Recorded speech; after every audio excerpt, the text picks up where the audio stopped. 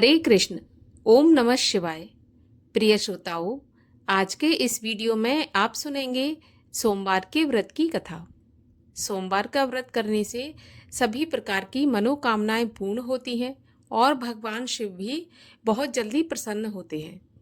तो अगर व्रत किया है तो अत्यंत ही अच्छा है, लेकिन नहीं भी कर पाते किसी वजह से व्रत, तो कथा तो अवश्य ही सुननी चाहिए। कथा सुनने मात्र से ही भोलेनाथ प्रसन्न होते हैं और मन वांछित फल प्रदान करते हैं। तो कथा आरंभ करने से पहले आपसे अनुरोध है कि अगर अभी तक आपने चैनल को सब्सक्राइब नहीं किया है, पहली बार चैनल पर आए हैं, तो चैनल को सब्सक्राइब करके बेल आइकन पर क्लिक कर लीजिए और कथा अच्छी लगे तो लाइक अवश्य करिएगा। तो चलिए शुरू करते हैं सोमवार के व्रत की कथा। एक नगर में एक बहुत ही धनवान साहूकार रहता था।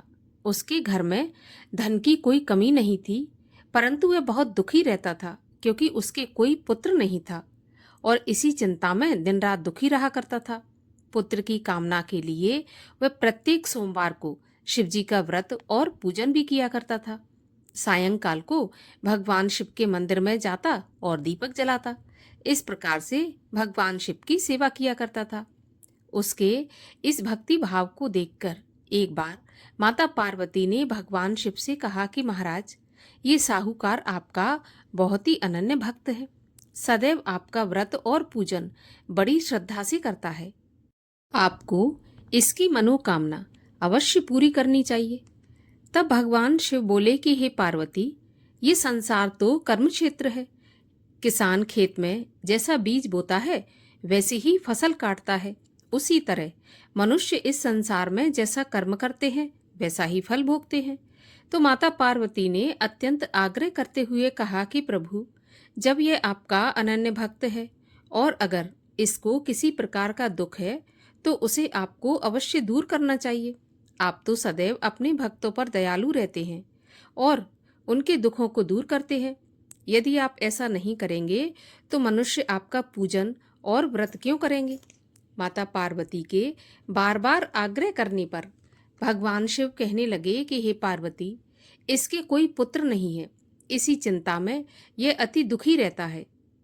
इसके भाग्य में पुत्र ना होने पर भी मैं इसको पुत्र प्राप्ति का वरदान देता हूँ, परंतु वह पुत्र केवल 12 वर्ष तक ही जीवित रहेगा। इसके पश्चात वह मृत्यु को प्राप्त हो जाएगा।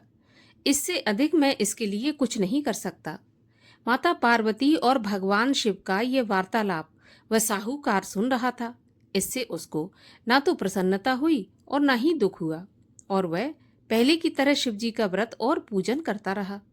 कुछ समय के पश्चात साहूकार की स्त्री गर्भवती हुई और 10वें महीने उसके गर्भ से अति सुंदर पुत्र उत्पन्न हुआ। साहूकार के घर में बहुत खुशियां मनाई गई, परंतु साहूकार तो यह जानता था कि उसकी आयु केवल 12 वर्ष की है, इसलिए उसने ना तो अधिक प्रसन्नता प्रकट की और ना ही किसी को यह भेद बताया। जब वह बालक 11 वर्ष का हो गया तो बालक की माता ने उसके पिता से उसका विवाह करने के लिए कहा। तब साहूकार ने कहा कि अभी मैं इसका विवाह नहीं करूंगा, मैं अपने पुत्र को काशी पढ़ने के लिए भेजूंगा।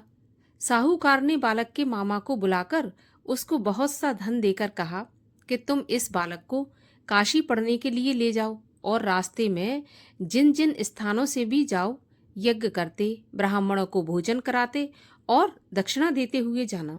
दोनों मामा भांजे यज्ञ करते, ब्राह्मणों को भोजन कराते और दक्षिणा देते हुए काशी की ओर चल पड़े। रास्ते में एक शहर पड़ा। उस शहर में राजा की कन्या का विवाह था, परंतु जो राजकुमार विवाह करने के लिए आया था वह एक आंख से काना था। तो उसके पिता राजा को इस बात की बड़ी चिंता थी कि कहीं राजकुमार को देखकर राजकुमारी या उसके माता पिता विवाह में किसी प्रकार की अड़चन पैदा ना कर दें। जब उसने सेठ के अति सुंदर लड़के को देखा तो उसके मन में ये विचार आया कि क्यों न द्वाराचार के समय इस लड़के से दूल्हे का काम चला लिया जाए। ऐसा मन में विचार करके उस राजकुमार के पिता ने उस लड़के और उसके मामा से बात की तो वे दोनों राजी हो गए। इसके बाद साहूकार के लड़के को दूल्हे के कपड़े पहनाकर घोड़ी पर बैठाकर कन्या के द्वार पर ले गए। सभी कार्य प्रसन्नता से पूरे हो गए। राजकुमार के पिता ने सोचा कि यदि विवाह भी इसी लड़के से करा लिया जाए तो इसमें बुराई क्या है। ऐसा सोचकर लड़के और उसके मामा से उसने बात की कि यदि आप फेरों और कन्यादान के काम को भी पूरा करा दें तो आपकी बड़ी कृपा होगी। मैं इसके बदले में आपको बहुत सारा धन दूंगा। तो दोनों ने इसे खुशी खुशी स्वीकार कर लिया। अब विवाह कार्य बहुत अच्छी तरह से संपन्न हो गया। सेठ का पुत्र जिस समय जाने लगा तो उसने राजकुमारी की चुनरी के पल्ले पर लिख दिया कि तुम्हारा विवाह मेरे साथ हुआ है, परंतु जिस राजकुमार के साथ तुम्हें विदा किया जाएगा वह एक आंख से काना है और मैं काशी पढ़ने जा रहा हूँ। सेठ के लड़के के जाने के बाद राजकुमारी ने जब चुनरी पर ऐसा लिखा देखा हुआ पाया तो उसने कानी राजकुमार के साथ जाने से मना कर दिया।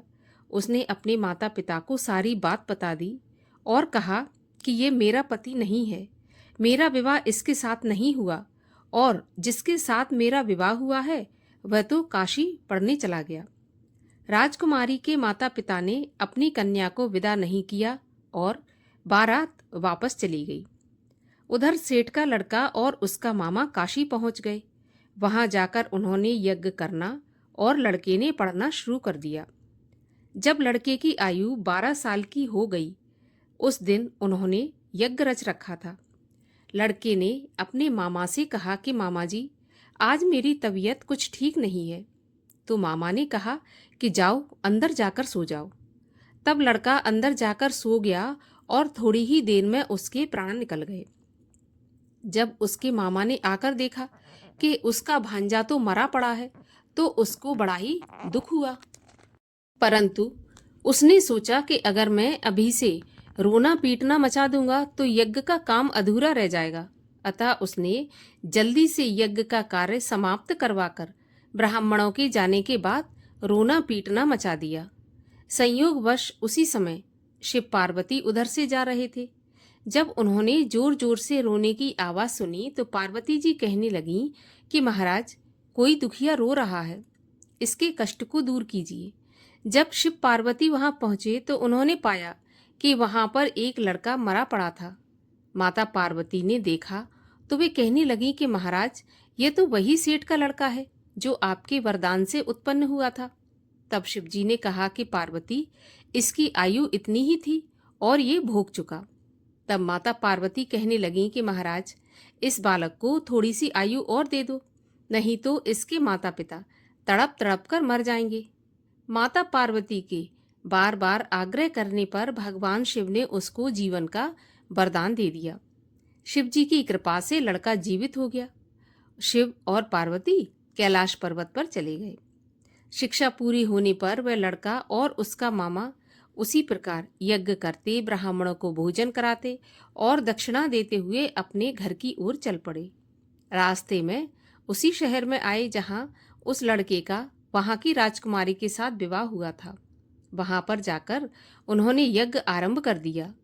जब लड़के के ससुर अर्थात वहां के राजा ने उसको पहचान लिया और महल में ले जाकर उसकी बहुत आवभगत की, फिर बहुत से दास दासियों सहित आदर पूर्वक अपनी राजकुमारी और जवाई राजा को विदा कर दिया। जब वे अपने शहर के निकट आए तो मामा ने कहा कि मैं पहले तुम्हारे घर जाकर तुम्हारे माता पिता को खबर करके आता हूँ। जब उस लड़के का मामा घर पहुंचा तो वो क्या देखता है कि लड़के के माता पिता तो घर की छत पर बैठे थे और उन्होंने ये प्रण करके रखा था कि यदि हमारा पुत्र कुशलता के साथ लौट आया तो हम राजी खुशी नीचे आ जाएंगे, नहीं तो छत से गिरकर अपने प्राण दे देंगे। तब उस लड़के के मामा ने आकर जब यह समाचार सुना दिया कि आपका पुत्र आ गया तो उनको विश्वास नहीं हुआ। तब मामा ने शपथ पूर्वक कहा कि आपका पुत्र अपनी पत्नी और बहुत सारा धन साथ में लेकर आया है। तो फिर सेठ प्रसन्नता से भर उठा। सेठ सेठानी आनंद पूर्वक नीचे आए। बाहर आकर उन्होंने अपने पुत्र और उसकी पत्नी का भरपूर स्वागत किया और सभी लोग प्रसन्नता के साथ रहने लगे। जो भी कोई सोमवार के इस व्रत को धारण करता है अथवा इस कथा को पढ़ता या सुनता है, उसके सारे दुख दूर होकर उसकी समस्त मनोकामनाएं पूर्ण होती हैं और इस लोक में नाना प्रकार के सुख भोग कर अंत में सदाशिव के लोक को प्राप्त होता है। बोलिए भगवान शिव शंकर महादेव की जय। भगवान शिव की आरती। ओम जय शिव ओमकारा स्वामी हर शिव ओमकारा ब्रह्मा विष्णु सदा शिव अर्धांगी धारा। ओम जय शिव ओमकारा एकानन चतुरानन पंचानन राजे हंसासन गरुणासन वृषवाहन साजे।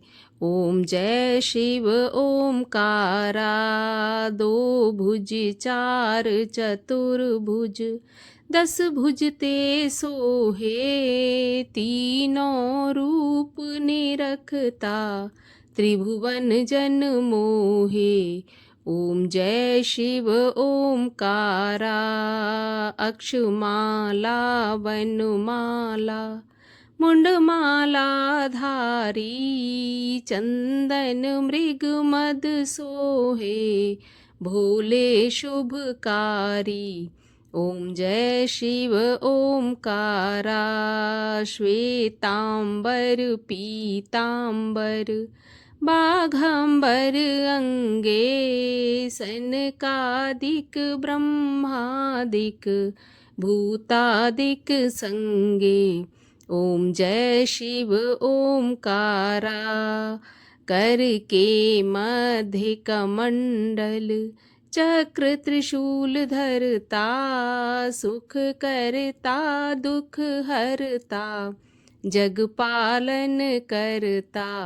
ओम जय शिव ओमकारा ब्रह्मा विष्णु सदा शिव जानत अविवेका प्रणवाक्षर के मध्य ये तीनों एका।